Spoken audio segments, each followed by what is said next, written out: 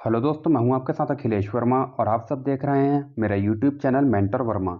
और आज के इस वीडियो में मैं स्टोरी रिकैप करने वाला हूं नेटफ्लिक्स के शो लॉक एंड की के सीज़न 2 का। तो इस वीडियो को एंड तक ज़रूर देखिएगा। तो चलिए दोस्तों, बिना टाइम वेस्ट किए शुरू करते हैं।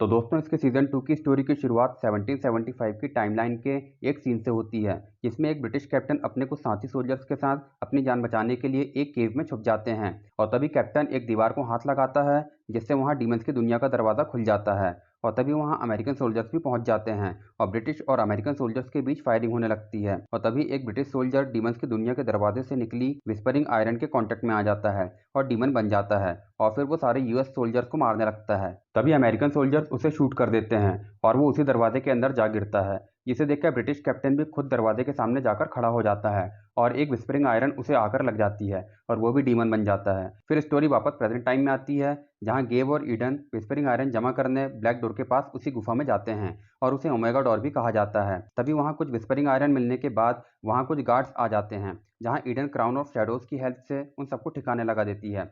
फिर किंजी, स्कॉट और उनकी पूरी टीम उनकी पहली जीरो बजट मूवी द स्प्लैटरिन के प्रमोशन में लगे हुए थे। तभी गेब को रियलाइज होता है कि किंजी अभी भी स्कॉट को ही पसंद करती है। फिर डिटेक्टिव डैनियल नीना को बताते हैं कि एली का कोई भी पता न लग पाने के कारण कुछ दिनों के बाद उसका केस बंद कर दिया जाएगा। फिर गेब और ईडन विस्परिंग आयरन से नई मैजिकल कीज बनाने के लिए वो दोनों जंगल के बीचों बीच बने एक घर पर कब्जा कर लेते हैं। तभी हमें पता चलता है कि आइडेंटिटी की से कोई भी किसी जिंदा इंसान को रूप नहीं ले सकता और की यूज करके किसी डिफरेंट इंसान का ही रूप लिया जा सकता है, जैसे कि डॉज। और केव लूकस का रूप इसलिए ले सकता था क्योंकि मरने के पहले डॉज उसी की बॉडी में थी। फिर मूवी के प्रीमियर के दिन ईडन बोर होकर पॉपकॉर्न वाले को ही मार देती है और गेब एनीवेयर की मदद से उसकी बॉडी को ठिकाने लगाता है और नीना ये सब देख लेती है, लेकिन थोड़े ही टाइम के बाद वो सब कुछ भूल जाती है क्योंकि कीज का मैजिक अडल्ट्स को ज्यादा टाइम तक याद नहीं रहता। और यही सेम जैकी के साथ भी हो रहा है क्योंकि वो कुछ दिनों में 18 की होने वाली है। फिर किंजी को पता चलता है कि स्कॉट ने स्पेशल फिल्म प्रोग्राम को ज्वाइन करने के लिए यूके के एक फिल्म स्कूल में अप्लाई किया था और अगर वो सेलेक्ट हो जाता है तो उसे यूके जाना होगा। और इस बात से किंजी थोड़ी परेशान है क्योंकि वो अभी भी स्कॉट को लाइक करती है। और फिर टाइलर इस बात से परेशान हो जाता है कि वो भी कुछ टाइम के बाद 18 का हो जाएगा और सब कुछ भूल जाएगा। फिर गेब और ईडन एक मैजिकल की बना तो लेते हैं, लेकिन पहले ही टेस्ट में वो की फेल हो जाती है, जिसके बाद गेब की मेकिंग की प्रोसेस का पता करने किंजी से मिलने जाता है और ईडन किंजी के फियर को एक पिंजरे में बंद करके रखती है। फिर किंजी गेब के बारे में और ज़्यादा पता करने के लिए उस पर माइंड की यूज़ करने का प्लान बनाती है। फिर नीना को उसके हिस्टोरियन इंटीरियर नॉलेज के कारण मैथिसन अकेडमी के एक थिएटर हॉल को रिनोवेट करने का काम मिल जाता है, जहां वो स्कूल के नए हिस्ट्री टीचर जॉश बेनेट से मिलती है। और उधर बॉडी की भी अपनी क्लास की एक लड़की जेमी से दोस्ती हो जाती है और वो उसे की हाउस की मैजिकल कीज के बारे में बताता है। और जेमी जॉश की ही बेटी है और जॉश की वाइफ की भी काफ़ी टाइम पहले डेथ हो चुकी है। फिर स्कॉट सबसे प्रॉमिस करता है कि वो उनकी मूवी के सीक्वल की स्क्रिप्ट लिखे बिना कहीं नहीं जाएगा। फिर जब अकेले में किंजी गेव से हेड की यूज़ करके उसके दिमाग में घुसने की बात करती है तो गेव चिढ़कर मना कर देता है और टाइलर और जैकी एक वीडियो रिकॉर्ड करते हैं ताकि फ्यूचर में वीडियो को देखकर जैकी को मैजिकल कीज की बातें याद आ जाएं। फिर हमें पता चलता है कि जॉश के पास की हाउस का सेम टू सेम एक छोटा की हाउस वर्जन है जो कि उसके ऑफिस में रखा हुआ है। फिर गेब बॉडी को फुसलाकर घोस्ट की यूज करके जैम्बरलिन के भूत से मिलता है और झूठ बोलता है कि वो किंजी का बॉयफ्रेंड है और उसे इम्प्रेस करने के लिए नई की बनाना चाहता है और वो गेब को की बनाने की सारी प्रोसेस बता देते हैं। फिर किंजी और टाइलर एरिन के दिमाग में जाते हैं, जहां वो एरिन से मिलते हैं जो कि काफ़ी सालों से उसके दिमाग में ही फंसी हुई थी। और फिर वो दोनों एरिन को सब कुछ समझाते हैं और उसे आज़ाद कर देते हैं और फिर एरिन पूरी तरह से ठीक हो जाती है। फिर हमें पता चलता है कि 23 साल पहले एरिन की हाउस में बैठकर हेड की को यूज़ कर रही थी, तभी वहाँ की नौकरानी ने वो हेड की गिरा दी और तब से वो अपने दिमाग के अंदर ही अटकी हुई थी। फिर एरिन बैंक के पैसे मिलने तक की हाउस में रहने चली जाती है और वो सबको बोलती है कि जल्दी ही हमें वो सारी मैजिकल कीज डिस्ट्रॉय कर देनी चाहिए ताकि सभी लोग सेफ रहें। पर टाइलर और किंजी ऐसा नहीं करते और फिर गेब और ईडन मिलकर मैजिक बॉक्स की मदद से स्कॉट की इमेज सबके सामने खराब कर देते हैं। और फिर ईडन जब मैजिक बॉक्स की हाउस में रखने जाती है तब एनीवेयर की डंकन के हाथ लग जाती है। फिर बॉडी को घर में एक न्यू की मिलती है जिसका नाम स्मॉल वर्ल्ड की है। फिर नीना जॉश के ऑफिस में रखे छोटे की हाउस को देख लेती है, लेकिन जॉश ये कहकर बात टाल देता है कि वो एंटिक चीज़ों का कलेक्टर है और बॉडी उस छोटे की हाउस को देखकर समझ जाता है कि वो स्मॉल वर्ल्ड की इसी छोटे की हाउस के लिए बनी है, जिसमें की लगाकर वो लोग की हाउस में चल रहे सारे इवेंट्स को लाइव देख सकते हैं और वहाँ की चीज़ों को कंट्रोल भी कर सकते हैं। क्योंकि जब बॉडी छोटे की हाउस में से अपने बेड को उठाकर तोड़ देता है और जब वो अपने घर पहुँचता है तो वो देखता है कि रियलिटी में भी उसका बेड टूट चुका है। फिर फाइनली एरिन सबको बताती है कि उन लोगों ने मेमोरी की हेल्प से अडल्ट होने के बावजूद भी मैजिकल कीज़ को याद रखा था और वो मेमोरी की डंकन ने बनाई थी और बाद में की कीपर्स ने डंकन की ही मेमोरीज निकाल ली थी। फिर टायलर और किंजी वो मेमोरी जार्स वापस डंकन के दिमाग में रख देते हैं, जिससे उसकी मेमोरी रीस्टोर हो जाती है और उसकी हालत ख़राब हो जाती है। फिर गेब और ईडन का एक और एक्सपेरिमेंट फेल हो जाता है और गेब समझ जाता है कि जैम्बरलिन ने उसे धोखा दिया है। इसके बाद वो वापस जैम्बरलिन से मिलने जाता है, जहाँ जैम्बरलिन उसे बताते हैं कि उन्हें पता था कि गेब एक डीमन है और सिर्फ एक लॉक ही वो की बना सकता है और कोई नहीं। फिर किंजी को रियलाइज़ होता है कि बिना फियर के लाइफ को जीने में कोई मज़ा नहीं है, जिसके बाद वो अपने फियर को पुकारती है और वो ईडन का केस तोड़कर वापस किंजी के माइंड में घुस जाती है।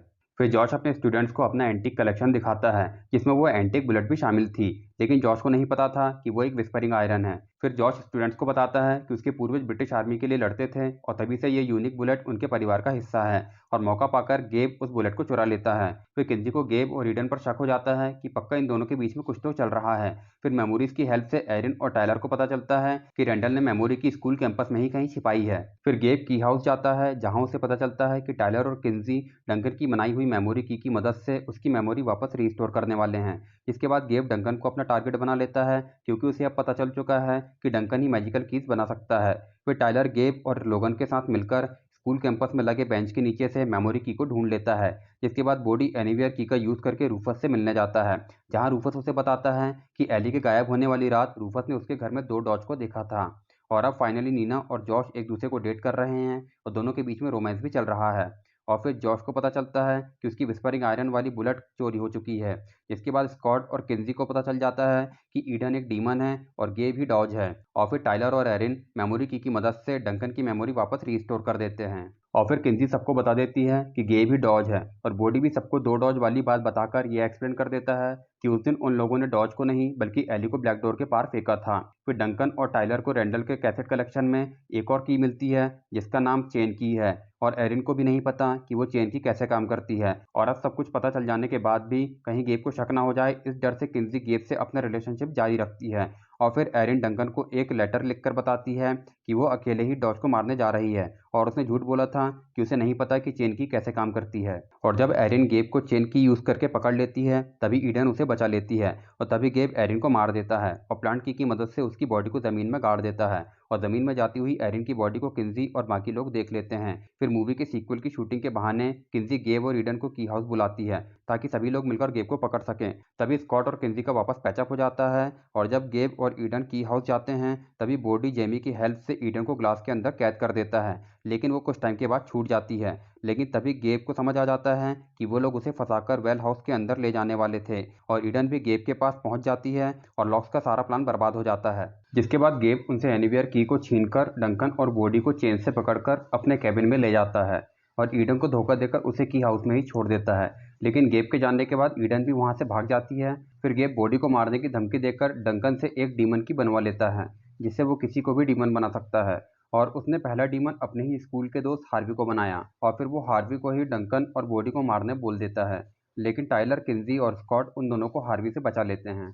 फिर अगला सीन फ्लैशबैक की टाइमलाइन 1775 का होता है, जिसमें लॉक्स की हाउस में रहकर अमेरिकन सोल्जर्स के लिए चुपके से हथियार बनाया करते थे और ब्रिटिश कैप्टन की हाउस में रेड डालकर पूरी लॉक फैमिली को मारने ही वाला था।